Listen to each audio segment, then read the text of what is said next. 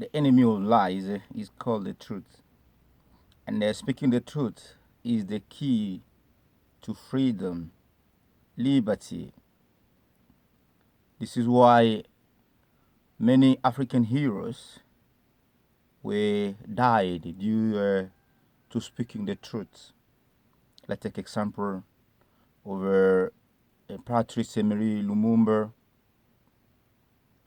who was put in sulfuric acid due to speaking the truth about some injustice in the world.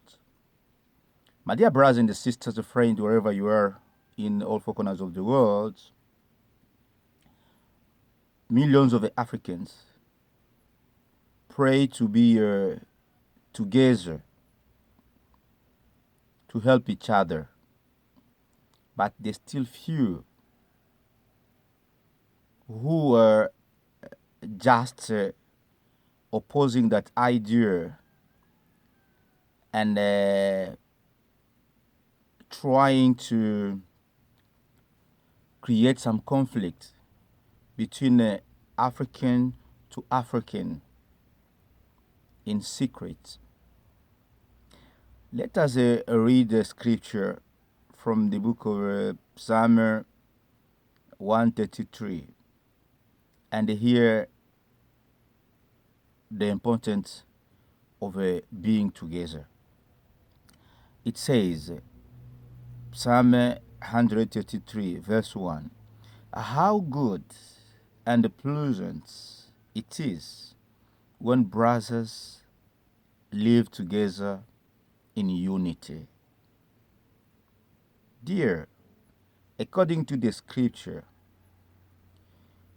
it's good to live together in unity. In unity. You are over different ethnicity, different tribe, but you are happy to live together in unity. This is what Africans has to do. We have to do that. We are different ethnic. We are different tribe, but we are living together in unity. So when it comes now to privileging some ethnic group and to deprivileging other ethnic group, so that is that makes sense. Doesn't make sense at all. You'll come to see in some countries where this ethnic is more privileged than other ethnic. The minority are so privileged than the majority. More interests are benefited by the minority than the majority due to ethnic, which is not good, and they keep creating conflict between same people. You come to find sometimes an action, like an evil action, over some people from this ethnic be blackmailing, be publicizing. But when it comes to the other ethnic to do wrong, everyone is hiding that. So imagine to show the world that this ethnic is perfect, is good, is better. They don't do nothing like a bad. Let's take example of what is happening in Rwanda. We heard about the genocide of Rwanda. People killed each other there. People killed each other there. But today, all the world are blaming and are pointing fingers on the Hutu, the Bantu, that killed Nilotics, Tutsi. But it's not that. It's just only the blackmail in the world. Imagine when the people are getting panga, bush knife, hammers, and wherever, start to kill each other in that way. So you as a judge, are you gonna come and start to judge one side, and show portray that one side as a evil in the world, as a killers in the world? What about other side?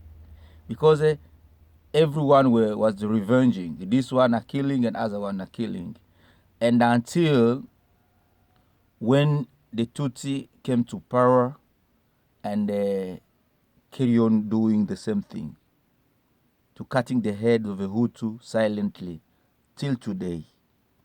So that is not what Africa needs. Africa needs peace.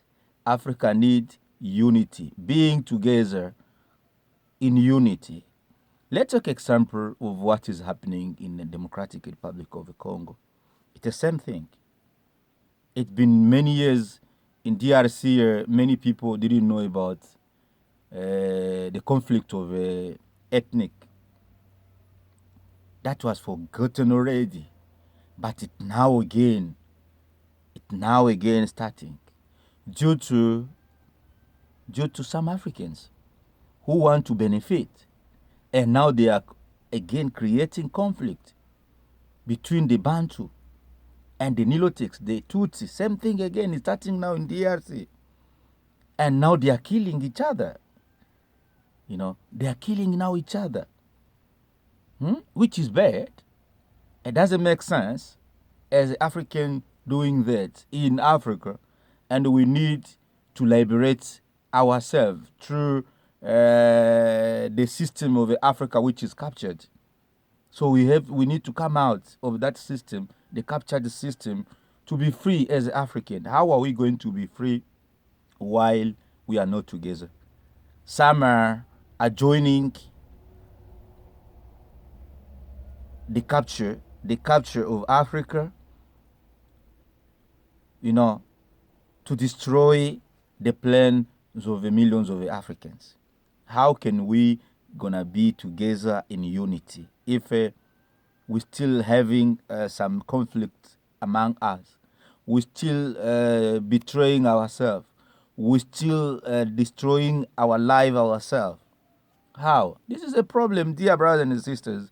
Let's open eyes and not portraying ourselves bad, and not give some space to the enemies. We allow our enemies to complicate things to ourselves.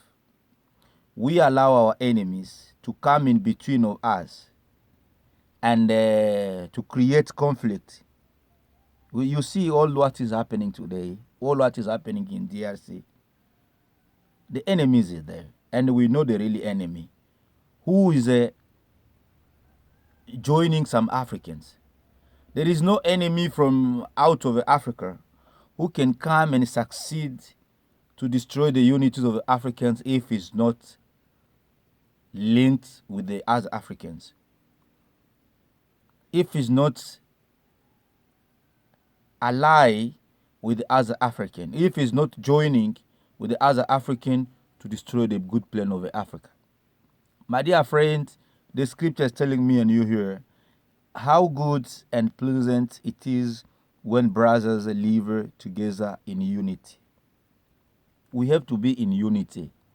According to the scripture, we live together in unity to conquer the war. And we are in a war. We know exactly that we are in a war from many years. The war is not yet end. Some will speak about freedom, but we are not yet free because we're still captured. That is what we will have to speak every time. If we are now aggressing ourselves, this country aggressing another country, to steal, to kill, to rob, for building their country, Is that not the object of Africa? Is that not one of the objectives of Africa? Africa need to be together to build African development, to develop Africa, not to aggress another country to steal what they have there, to come and develop your country. That is not the plan of Africa. You know, that's not the plan of Africa. Let me speak a little short here about what's happening now in DRC and Congo, or what is happening in Rwanda and Congo. You see what is happening. You can see yourself. Some will look at that conflict as a small, but it's not a small conflict. Where you see there is some foreign powers in between there, one the side of DRC and the other one the side of Rwanda. You see how big the conflict is. Imagine now, DRC with a more than 100 million population. Rwanda is not even 10 million. Imagine those countries if they're standing now to fight each other like something of a genocide or massacre, like fighting each other. What's going to happen? Imagine, as an African, look far. Don't look closer. This is why more Congolese need peace. Because when it will occur, to stand and defending each other or defending together or fighting together, it's going to be terrible. Remember, 10 million or less than 10 million people can never stand to more than 100 million people when it comes to fight. You have to put that in your mind every time and every moment while you keep calling some different force outside to try to help. You know, look what happened between Ukraine and Russia. It's so impossible. You are 200 soldiers, you want to stand to fight with someone who got millions. How come? It's very impossible. This is why some people, they don't think far before they go through or through something. My dear brothers and sisters, I'm speaking as a servant of God. I'm not speaking as a politician, but you have to get my point well, and let's proclaim peace in Africa. Thank you so very much. You are welcome.